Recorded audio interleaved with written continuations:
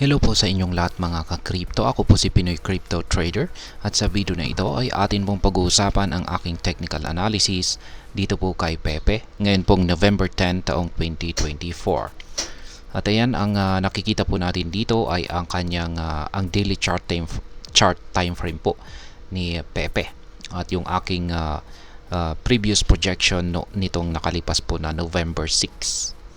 Ayan, yung isa po sa aking projection dito ay ayan nga. Nagkatotoo po yung aking isang projection dito na kung mababasag po yung mga resistance natin dito. Ayan, dito po sa 50 digits 880 at saka dito sa minor resistance line naman dito sa 50 digits 995, 953 ay ayan, babalikan po niya at babanggain po niya yung ating major resistance line dito. At yan po yung nangyari nitong nakalipas na November 7. Binangga po niya ito at yung sumunod pa rito ay nagawa po niyang tagusin ito. Yan, ngayon ay nandito na po sa ibabaw ang market price ni Pepe, sa ibabaw ng ating major resistance line na ito. Kaya ayan, ang tanong dito ay magpapatuloy pa kaya siya sa kanyang pag-angat sa presyo.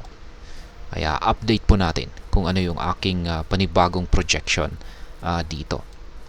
Ngayon, kung mapapansin po natin dito ay meron po kasing isang minor resistance line dito. Ayan, color coding po natin dito is lahat po ng mga kulay green ay nagsisilbing mga resistance. Lahat naman po ng mga kulay red ay nagsisilbing mga support. Ayan, kaya yung dinaanan po ni Pepe rito ng mga resistance ay nagsisilbi po lahat ang mga ito na mga support. Ayan. Kaya update po natin yan. Gawin po natin kulay red yung ating major resistance line na ito kasi nagsisilbi na po ito ngayong isang major support. Kaya ayan, maging ito na rin ay nagsisilbing mga minor support. Kaya ayan po. Ayan ang ating mga nabasag na mga resistance. Yung sa mga hindi po nakakaalam rito ay kung pag sinabi po nating support ay mga harang po yan sa ilalim ng market price ni Pepe. Kapag resistance naman ay mga harang naman po ito sa pag-angat ni Pepe. Kaya ayan.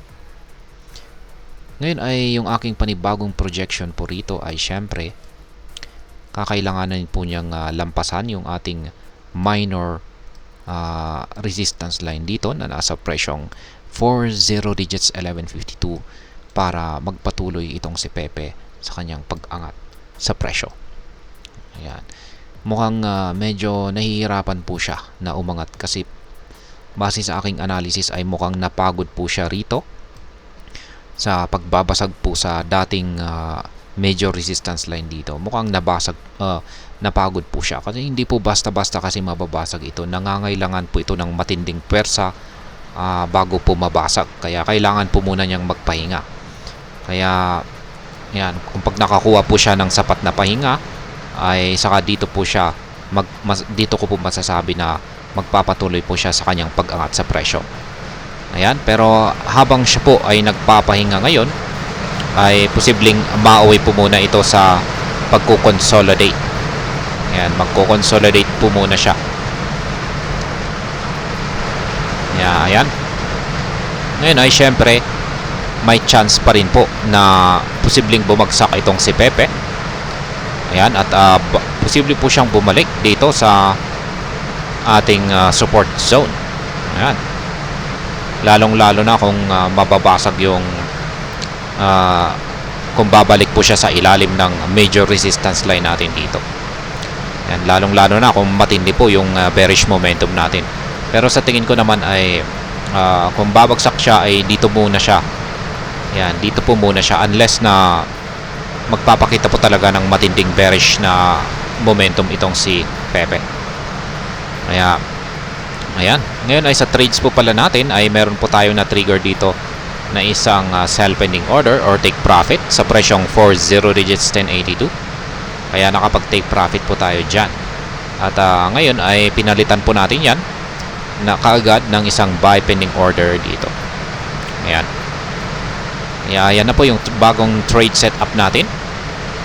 At dito po sa itaas ay mapapansin natin na wala po tayo nakalagay na sell take profit or sell pending order. Kaya maglalagay po tayo rito. Yan ang isa rito. At saka pangalawa naman dito. Kasi umaangat na po itong si Pepe. Ayan.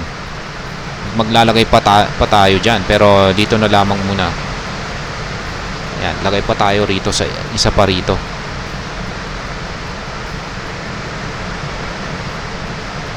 Ayan. Para tatlo. Ayan. Yung aking mga projections dito. Pero sa mga projections po na ito ay sa tatlong projections na ito ay mukhang mas mataas po ang posibilidad na mababasag ni Pepe yung minor resistance line natin dito sa mga paparating na araw at siya po ay magpapatuloy sa kanyang pag-angat sa presyo at yan, aakitin niya ang presyong 40 digits 1306. Kaya yan po. At ang aking basehan po rito ay nag-uumpisa pa lamang po yung bullish momentum na kalagayan nitong si Pepe. Ibig sabihin ay mataas-taas pa ang aakyatin ni Pepe or meron pa siyang maibubuga na bullish momentum. Ayan, at ganun din po yung ating QQE mod indicator dito sa ibaba. Nag-uumpisa pa lamang po siya at nakakatatlong bullish QQE bars po tayo at ang gusto po nating mangyari rito ay magpatuloy po yung ganitong formation ng ating QQE mod indicator. Habang lumilipas ang araw ay kailangan po na mga kulay blue na QQE bars ang nabubuo at lumalaki ang mga sukat nito. At kapag ganyan po, kapag nanatiling ganyan po yung nakikita natin sa ating mga indicators dito, ay mataas po ang posibilidad na tuloy-tuloy lamang po yung pag-angat ni Pepe sa inaharap.